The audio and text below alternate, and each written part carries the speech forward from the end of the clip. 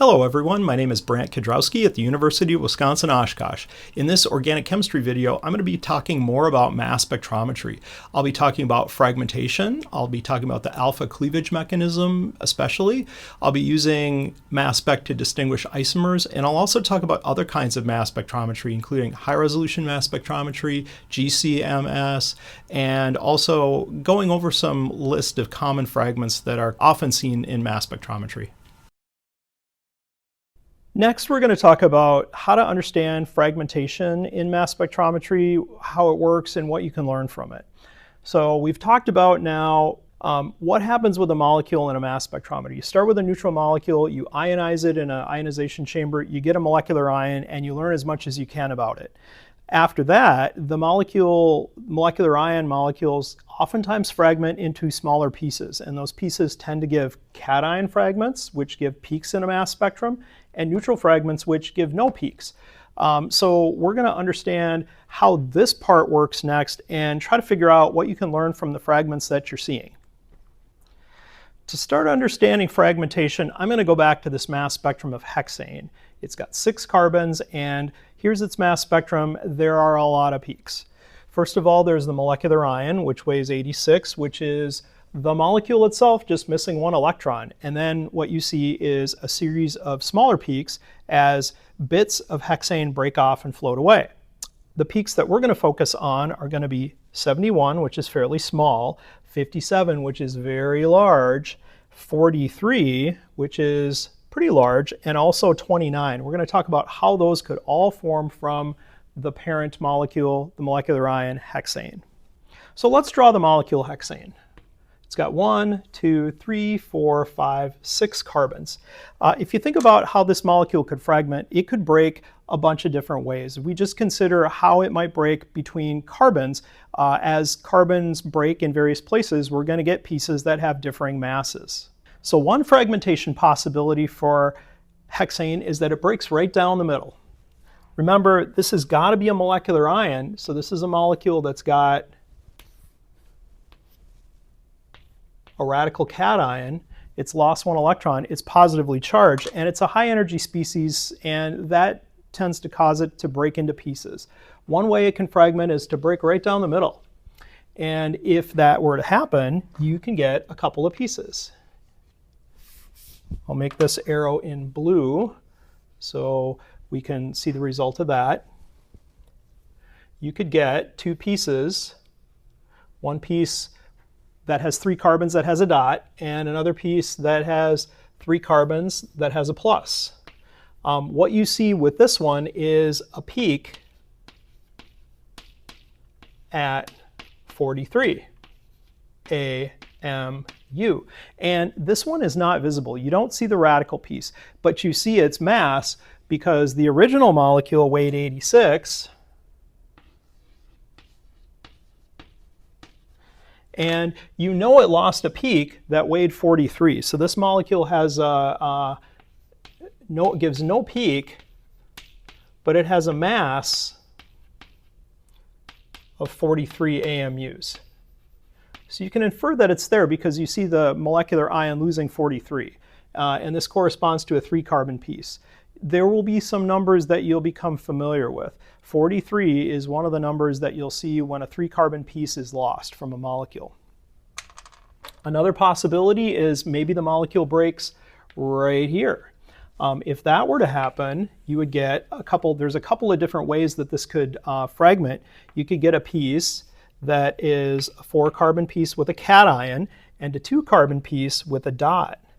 This would give you a peak that has a mass of 57, and it turns out that that is the base peak in this molecule. It's the most important cation, the most abundant cation. And then this peak has, so this is a peak that we would see because it has a cation. And then this is a neutral species. This is no peak. But this molecule has a mass of 29 AMUs. Now, the other possibility, if it broke in this location, is that you could potentially also get the 4-carbon piece where the dot is on the 4-carbon piece and the cation, the plus charge, is on the 2-carbon piece. So this would give you a peak at 29 AMUs, and you would see no peak at 57, but this molecule has a mass of 57, so you see 86 losing 57, that's what gives you 29. So breaking in this spot gives you a couple of different cations that you might see, and a couple of different neutrals that you don't see exactly. If we look back at the spectrum over here, you can see the 57 is a very prominent peak. The 29 is a significant peak. And the 43, there's 40, 41, 42, 43. 43 is the second most abundant peak in the spectrum.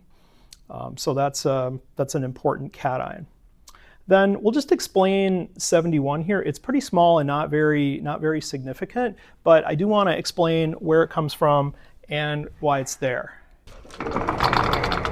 So another fragmentation possibility, one that we haven't considered yet, is what happens if it breaks off one carbon, a methyl group, CH3 group breaks off. That gives a different fragmentation pattern yet. So if it were to break right here, that would give, if I draw it over this way, two different pieces. You would get potentially a piece that looks like this, and then a piece that looks like this. This would give a peak at 71 AMU, and this is no peak, but it has a mass of 15 AMUs. So you see a 15 mass unit fragment coming off. The molecule gets 15 mass units lighter. That's very characteristic of the loss of a CH3 group, so that's something you'll get used to seeing. Now, the other possibility here is that if the fragmentation happens in the way that's described over here, breaking that way, theoretically you can potentially get this fragmentation pattern where you have the positive charge on a CH3 group, but this is really unstable. It's really high energy, and basically it's such an unstable cation that it hardly forms at all. So you really don't see hardly ever methyl cation. It's one of the least stable cations there is. So it's just, it can form, but it's of such low abundance that you rarely see a peak at 15. So this is not a really important fragmentation pattern. So this brings up another important point, and that fragmentation isn't random. Fragmentation tends to happen to give peaks where they give stable carbocations, and also to a lesser extent stable radicals. So if you look over here, one of the reasons that this is the main peak that we see, the base peak at 57, is because the carbocation is a primary carbocation, but the radical piece also has is also primary. So basically, when you're considering stabilities of the fragments that you get, the carbocation piece is the most important part. So putting the carbocation in the most stable position, the most highly substituted position, usually gives the most important cation, the most important peak, the biggest peak, the base peak. Then radical stability is next most important, and radicals follow the same stability rules as cations. They like to be on more substituted carbons, but it's just less important that radicals are more substituted. So that's the way that, the reason that cations form with the abundances they do and the peaks are the heights they are, is because it's based on the most stable arrangement of breaking the molecule in the way that gives the most stable set of fragments. One thing that is really a powerful tool for analysis is using fragmentation to distinguish between two different isomers of two different molecules. So that's what we're going to talk about in this section. So here I've got a couple of examples where we're seeing two different isomers. We've got a molecule here that's got 6 carbons, 14 hydrogens, and it has a mass of 86. And then over here, I've got another version of this molecule with the same formula, C6H14, 86 atomic mass units is its mass. So in a mass spectrum, these have the same molecular ion, these two species. So there's going to be no way to determine from the molecular ion which of these is which. But the way they fragment is quite different, and you can use that to distinguish them and tell which one is which. So let's take a look at how they can fragment. In terms of like what pieces can break off. Both of these can lose a methyl group. So if you look here, well, let's just think about losing a 1 carbon piece, a 2 carbon piece, a 3 carbon piece, and just ask ourselves, can the molecule do it? Let's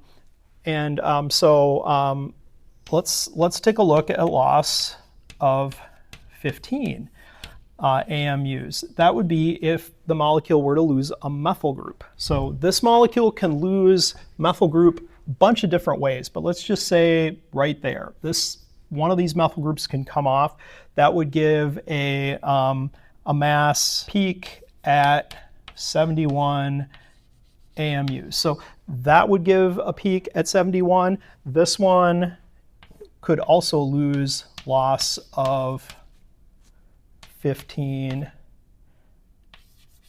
AMUs. If one of these methyl groups here were to break off, or that methyl group were to break off, you break one of those bonds, you get a piece that weighs 71. You get a peak at 71 AMUs. So that's not distinctive. That won't help us figure out which of these is which. But let's look at a 2 carbon piece. Loss of ethyl. Ethyl weighs 29 AMUs, and that would give a piece that weighs 86 minus 29 is 57. So peak at 57. So let's take a look. Can you carve a 2 carbon piece out of this one? There is no way you can easily break off a 2 carbon piece. You're only allowed to just break one bond. It's got to be real simple. So if you break this bond, you lose a methyl. If you break this bond, you lose 3 carbon piece. So this is one that can't happen in this molecule. So this one gives no peak at 57. So you'd expect this one to have a peak at 71 potentially, but not a peak at 57. This one, you can lose a 2 carbon piece. You can lose that ethyl group right there if this bond were to break. So loss of ethyl, that's 29, would give a peak at 57 atomic mass units. And that you would see that. So that one has a peak at 57. So if you're looking at the mass spectra and you see one isomer has big peak at 57, it's got to be this one. Cannot be this one.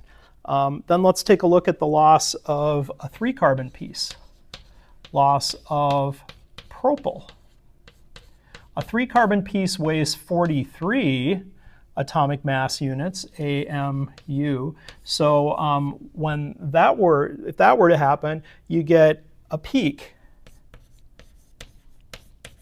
at 43.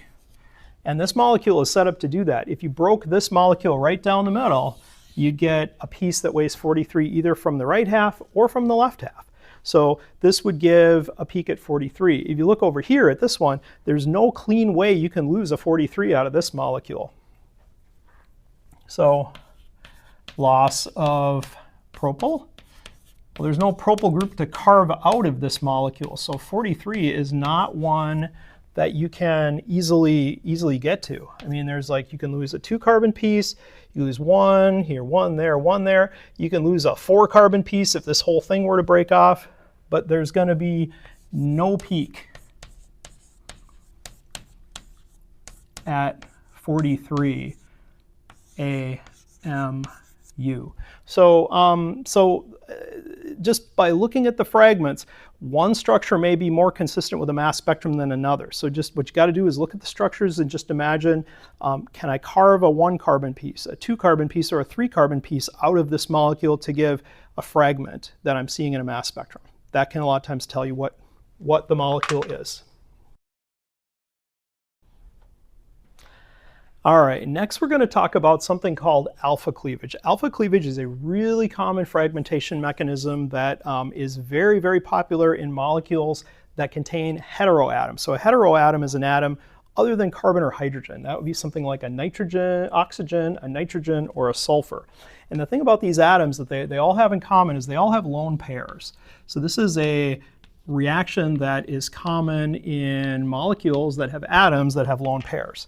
And it has to do with the resonance stabilization of fragments, and that's what we're going to talk about next. So let's talk about first a simple example with acetone. So let's review what happens with acetone neutral molecule in a mass spectrometer. Neutral acetone goes into a mass spectrometer. It ionizes. Ionization. And remember, molecules that have unshared electrons, those electrons are the most likely ones to be lost. And so acetone loses an electron out of one of its lone pairs. I'll just pick one of the electrons, or one of the electrons on the right lone pair. It doesn't matter which, they're all identical. But that's the molecular ion right there. So we know how that works. Now, that molecular ion influences the fragmentation pattern. So the way that alpha cleavage works is that if you look at the heteroatom and then label the atom next to it, call it alpha, and then go with the next atom over and call that beta, what tends to happen with alpha cleavage is that the bond between the alpha and the beta position breaks, and you get pieces based on that. The mechanism, the way this works, is that this bond between alpha and beta breaks homolytically. In other words, it breaks where one electron goes to each of the two atoms. So one of the electrons goes to the carbon in the beta position, and one of the electrons in this bond goes and pairs up with this dot. So this electron goes this way, and the one remaining electron there goes here, and they pair up and they make a new carbon-oxygen bond. So this is the alpha cleavage event right here, alpha cleavage. And the result that you get is you get a carbon-oxygen triple bond in this case, and there's still one lone pair on that oxygen, and the oxygen has a plus charge, and there's a CH3 over here, and then the other piece is CH3 with a dot. So that's the loss of 15. So this piece is something called an acylium ion.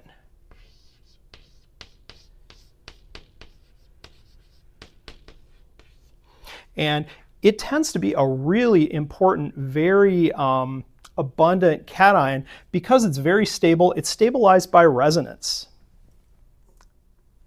The way that this is stabilized by resonance is the electrons in this carbon-oxygen bond could be shared differently. So instead of sharing all the electrons, three pairs of electrons between oxygen and carbon, a pair could go to oxygen, and that resonance structure then looks like this, where there's a carbon-oxygen double bond.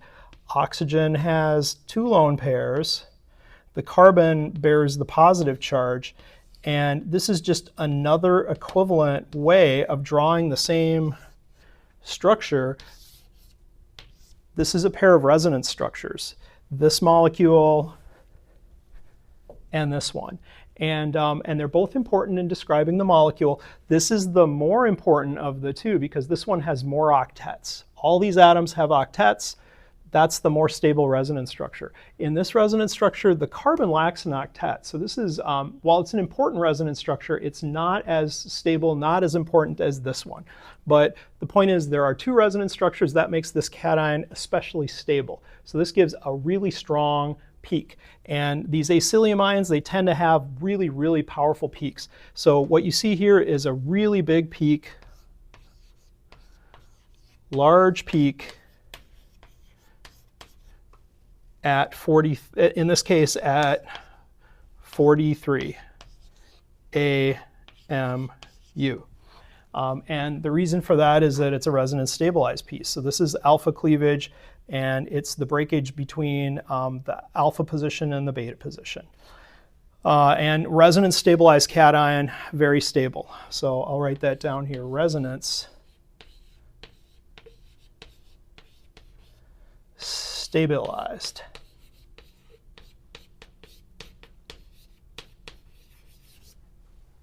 Let's look at another example. It works with other kinds of molecules too. Here's an example of a molecule that has an oxygen, and it has a couple of carbon groups. So this molecule is diethyl ether. There's neutral diethyl ether. When this molecule goes into a mass spectrometer, one of the electrons in the lone pairs gets bumped out, and I'll just pick on this one and say that molecule loses an electron there, and this is the molecular ion. And then this molecule fragments, and it fragments via this alpha cleavage.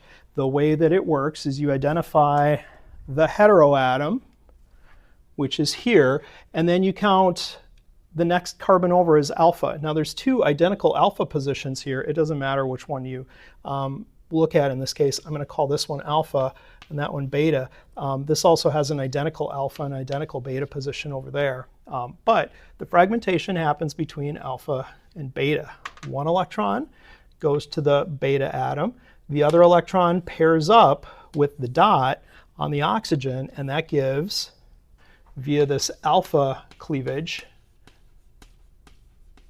a resonance stabilized piece that looks like this, where you've got an oxygen, and there's a double bond now to a carbon that has two H's attached to it. I'm drawing in the carbon here and the two H's just so you can maybe see it a little better. The oxygen still has one lone pair attached to it, but now it's got a full cation. And the CH3, that was the beta position, has become a CH3 dot. And then this is a stable piece because it's got a resonance structure. So I'll draw that and show that by taking the pair of electrons here, and instead of sharing them between oxygen and carbon, I'm going to give them to oxygen. And then the resonance structure looks like this, where we've got an oxygen that has two lone pairs, and then the carbon has the positive charge. So the fact that there's two ways to draw this, and you can delocalize the positive charge, makes this a really stable carbocation, and alpha cleavage is really important. Let's take a look at a nitrogen example, just to make sure that you're comfortable with how that works. And there really isn't anything special that's happening with nitrogen. It's the same mechanism, it's just a different atom. So let's take a look at that. And I'll draw an example of that. I'll show a nitrogen molecule that looks like this. If you're in the lab course, you'll see this as an example, a spectroscopy example, in a couple of weeks when we start looking at these kinds of molecules and their spectra. This is a neutral version of the molecule, and when it goes into the mass spectrometer, it bumps an electron out of this lone pair, and you get a radical cation. That's the molecular ion. Then that species fragments. And again, in the labeling of this, look for the heteroatom. That's the nitrogen. And then the atom next door is alpha, and then beta. And it breaks between alpha and beta. One electron in that bond goes to beta. The other electron pairs up with the dot on the heteroatom, and they form a new carbon-nitrogen double bond here between nitrogen and the alpha position. So this is that alpha cleavage. And the result is the nitrogen piece. There's a carbon here, and I'm drawing in the carbon just for clarity.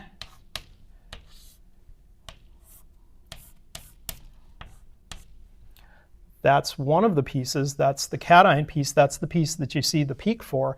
And then in this case, again, it's a CH3 that's lost as a CH3 dot. It's a neutral species. You don't see a peak for it. But you see the molecule, molecular ion, getting 15 mass units lighter. And it isn't always methyl that breaks off as a neutral piece. You know, it could be ethyl, it could be propyl, it could be butyl. It depends on the molecule. The important thing is to label alpha and beta, and then just recognize that it's the alpha-beta position that that's the breakage point right there. And the reason this is a really stable ion is because there's a resonance structure where you can show the electrons being arranged differently. You can take a pair of electrons here and give them to nitrogen, move them out of the double bond, give them to nitrogen, and then you get this version of the molecule where the positive charge has been delocalized. So now there's a neutral nitrogen. Nitrogen has a lone pair and no charge, and it's the carbon that was the alpha position that's got the positive charge on it now. So these two molecules pair resonance structures, and they make for a really stable way to form a cation. So this is a really popular cation. It's going to be a big peak. It's probably going to be your base peak. So that's an example of alpha cleavage. So always look for alpha cleavage whenever you have a molecule that has heteroatoms, because they're going to form a molecular ion at the heteroatom, and then they're going to want to break between the alpha and beta positions next to the heteroatom. Now I'm going to tell you about other types of mass spectrometry and how they can be useful. The first one we're going to take a look at is something called high resolution mass spectrometry, which is HRMS abbreviated. The strength of that technique is that it can measure masses to 4 or more decimal places, and that allows you to determine the molecular formula of a molecule, and that is really powerful stuff. Now, these are two examples that I'm going to use to illustrate how this works. This is propane. It's CH3, CH2, CH3. This molecule is acetaldehyde, which has a carbon, 4 hydrogens, and an oxygen. If you add up the masses of all of those atoms and look at a standard mass spectrum, like the ones we've been talking about, where they have unit mass resolution, carbon is considered 12, hydrogen is measured as 1, you get 44 AM mass units for propane, and you also get 44 AMUs for acetaldehyde. So they look the same. If you saw a peak at 44 in a mass spectrum, you wouldn't know which of these it was. This is where high resolution mass spectrometry can really help. And the thing that it does is it gives you resolution that's out to 4 different decimal places. So instead of just 44 mass units, you get 44.0626 AMU. And for the acetaldehyde, you get 44.0262 atomic mass units. Now, on inspection, it doesn't seem like these are much different, but it turns out that computers and databases can help you calculate what is the more likely possibility here. And the reason for that is that when you look really carefully at the masses of atoms in mass spec, they don't weigh exactly the same. In other words, carbon is defined as 12, but if you added up all the protons and neutrons in oxygen, it doesn't weigh exactly 16. It weighs something a bit different. And all atoms are like that. They have their own little unique mass differences. Those mass differences can be used to calculate probabilities of a particular formula. So when a computer sees 2 different masses like this, it can go through some calculations and predict what is the most likely formula based on this exact mass. And it can distinguish, in this case, from 2 different mass formulas. C3H8 is what it would predict as the most likely formula for this mass. And then down here, C2, H4O. Practical upshot of this is that high resolution mass spectrometry gives you a molecular formula, and that is really powerful stuff. You can do all sorts of things with that once you know that and have that data.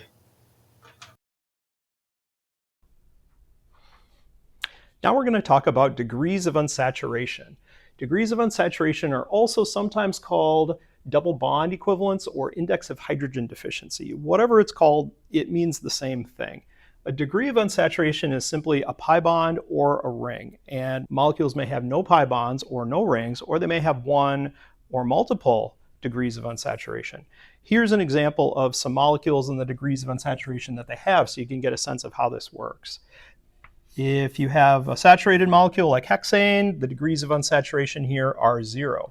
I'll just abbreviate degree of unsaturation as du for short. Du equals 0 because it doesn't have any double bonds, no pi bonds, and no rings. If a molecule has one pi bond, you would have degree of unsaturation equal to 1. If it has two double bonds, for example, degree of unsaturation equal to 2. Two pi bonds, each one is a degree of unsaturation. If you have a triple bond, carbon-carbon triple bond, for example, this molecule has degree of unsaturation equal to 2 because it has two pi bonds. Remember, a triple bond is one sigma bond and two pi bonds. Double bonds are one sigma bond and one pi bond. You can have rings as well. This would have 1 degree of unsaturation. Then you can also have rings and multiple bonds or pi bonds occurring together. For example, benzene ring is a real common one that comes up very frequently in organic chemistry. If you count up all of the pi bonds and the rings, you get 1, 2, 3 pi bonds plus 1 ring is equal to 4. So this is degrees of unsaturation equal to 4. The reason this is useful to know is that if you have a molecular formula, you can calculate this based on the molecular formula that you have. And since high-resolution mass spectrometry gives molecular formulas, you can get some extra information about a molecule, whether it contains a ring or a pi bond or none or multiple, just by running it through a particular equation. And here's the equation I'm going to share with you. That is, degrees of unsaturation are equal to 2 times the number of carbons minus the number of hydrogens minus the number of halogens, that'd be X, if there are any. If there is 0, then you can just include a 0, plus the number of nitrogens plus 2, all divided by 2. And if your molecule contains oxygens or sulfurs, those are really easy to deal with because you just ignore those for purposes of this formula. Ignore oxygen and sulfur. So here's the formula. Let's try running this through one of our, with an example. For example, suppose you had a molecular formula that had C3H6O.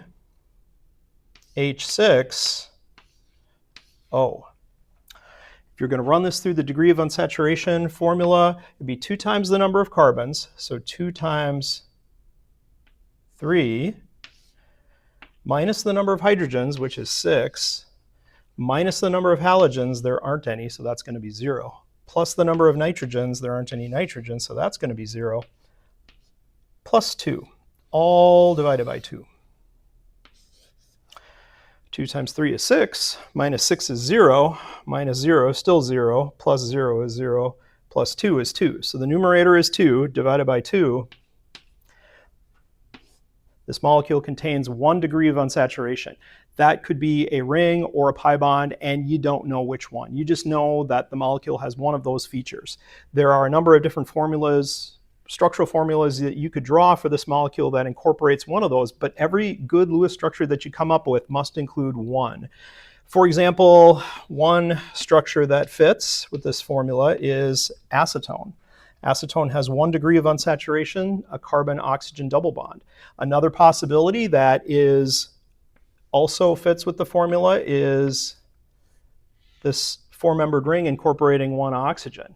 This has 1 degree of unsaturation, which is the ring, and that would also fit the formula. The thing you can't do is to draw a saturated molecule with no ring. That would be no degrees of unsaturation, and there's no structure that will fit that. So this is useful. Every time you get a mass spectrum that gives you the molecular formula, high resolution mass spectrum that gives you molecular formula, do the degree of unsaturation calculation right away because it's easy information to get and it tells you what to look for or not look for, and that can be really helpful.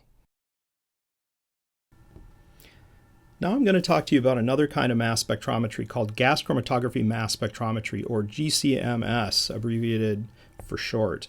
This is a hybrid technique that uses a gas chromatograph, or a GC instrument, fused to a mass spectrometer, shown here on the right. The gas chromatograph works in a way you're familiar with. It's just like the other GCs you've used. The sample is introduced into the instrument, into an injector that vaporizes the sample, and it gets pushed through a column where the components of a mixture separate out based on their boiling points. Then these components exit the column one at a time, and they're fed into a mass spectrometer as a detector. The mass spectrometer is able to detect that something is coming out, but it also tells you what the masses of those materials are coming out. It basically takes a mass spectrum very rapidly of everything that's coming out of the GC and records that in a data file, and that can be analyzed on a computer. The output, which is what is really interesting, looks like a standard chromatogram. When you look at it, there's time on the x-axis and peak intensity on the y, and then there's a series of peaks. Every single one of these peaks is a GC peak, so that's a different compound coming out of the instrument. And what's new and interesting about a GCMS sample data set is that each one of the peaks contains mass data that's embedded in it. So if you were to click on the peak on the left here, you would get a mass spectrum of the material that was coming out of the GC at that time. You get a mass spectrum of that molecule. It's got a molecular ion, it's got a whole bunch of fragment peaks. Peak 2 here is showing a different mass spectrum. That's a different molecule. Peak 3 is giving it a different mass spectrum. And so you can look at all of these materials, these peaks, and not only know that there's a peak there, but you can also identify it based on its mass spectrum. And as we've seen before with fragmentation, the fragmentation patterns that you get out of a molecule in mass spec are unique and distinctive for each molecule. So molecules, even if they have the same formula, they don't fragment in the same way. So each MS spectrum is like a fingerprint for a molecule. If you run a GCMS sample on an unknown and you get a mass spectrum by clicking on one of the peaks, and you see, for example, that the mass spectrum looks like this, you can ask a computer to do a database search and look for mass spectra in its database that match the peaks and the intensities and the locations of all the fragments that you're seeing. And the computer could come back to you and say, this molecule is likely diacetylmorphine. That's heroin. So this is a way of identifying an illicit substance, say, in a mixture. It's a very powerful technique for doing something like that. The computer will know this is diacetylmorphine because it's going to see a molecular ion. That's 369. It's odd because it has a nitrogen in it. It has a base peak at 327. That's the most stable cation. It has a whole series of more minor fragments that appear at particular places based on just the stabilities of all the different cations that form in this fragmentation of this molecule. So you get this spectrum. This is really conclusive evidence that an unknown material in a mixture separated by GC would contain heroin. And this is the way that a lot of unknowns get identified. It's a really powerful technique. Fusing a GC instrument and a mass spec instrument really gives a lot of useful information. Next, I'm going to talk about some common fragments that you're likely to see when you look at mass spectra. A mass spectrum contains lots of peaks at many different masses, but if you look at enough mass spectra, you'll notice there are some that turn up over and over again. There's some really common ones that you should get used to looking for. This is a table that I made up that'll help you orient towards these things and these fragments and get an idea, like, quickly of what you might have for cation fragments in your molecule. And I'm just going to start from the top up here. When you see a peak at 29, it could mean a couple of different things. One option is ethyl. Ethyl weighs 29 because there's a CH2 group which weighs 14 and a CH3 group which weighs 15. So you add those together, you get 29. The other thing that could weigh 29 is this acylium ion that has a hydrogen and a CO. That's another thing that weighs 29. So if you see a 29, you don't necessarily know exactly which of these it is, but you should start thinking about these possibilities. 43 is the next one I'm going to talk about. Propyl groups have 3 carbons, and there's 2 ways to do that. You could have a 3-carbon fragment where the cation piece is at the end, and you can have a 3-carbon fragment, a propyl group, where the cation is in the middle. Each of these weigh the same amount, but they would come from different molecules, and they fragment differently depending on whether the molecule has a propyl group or an isopropyl group. And then there's the acylium ion that we were talking about before. The example that we looked at before, this acylium ion came from acetone. That is this molecule here where there's a CH3 group and a C multiple bonded to an O where there's a resonance stabilized cation. This is another thing that weighs 43 that you should be on the lookout for. Then you get to 57, which is another common mass, and that consists of all the butyl groups. So 4 carbon groups that contain cation somewhere. And there's 4 unique ways to do a butyl cation. You can have a butyl cation where it's 4 carbons in a row and the cation is at the end of the chain. You can have 4 carbons in a row where the cation's in one of the interior carbons. Then you could have a branched version of a butyl group, 4 carbons that aren't all in a row, but have some branching with the carbocation on the end or the carbocation on a tertiary position. So these are called normal butyl, sec-butyl, isobutyl, and tert-butyl. From a mass spectrum, if you see 57, you don't know which one of these it is, but you should start thinking about butyl groups as possibilities. The other thing that you could be seeing at 57 is another acylium ion, but this time it's a C multiple bond O with an ethyl group attached rather than a methyl group or a hydrogen. So 57 should get you thinking about these pieces. Then there's a few others here that are also important. 77 is a phenyl cation. That's not especially stable, so you don't see it all the time, but it's something to think about. If you see a 77, it could mean phenyl group, where the cation is directly on the benzene ring. 91 is a real common one because it's a resonance stabilized cation where the positive charge is on a carbon, a CH2 group that's attached to a benzene ring. And since it's resonance stabilized, this is a real common fragmentation pattern, and that gives a peak at 91. Here's an isomeric version of that molecule where the cation's in a different spot. It still weighs 91. It would arise from a different molecule. Then there's 105, which is just another acylium ion, a C multiple bond O with a resonance stabilized cation, but the group here, instead of being an alkyl group, is a benzene ring, and this is distinctive, weighs 105. These aren't the only patterns that you'll see. These aren't the only fragments you need to think about, but it's a list that collects a few of the really common ones together to help you out.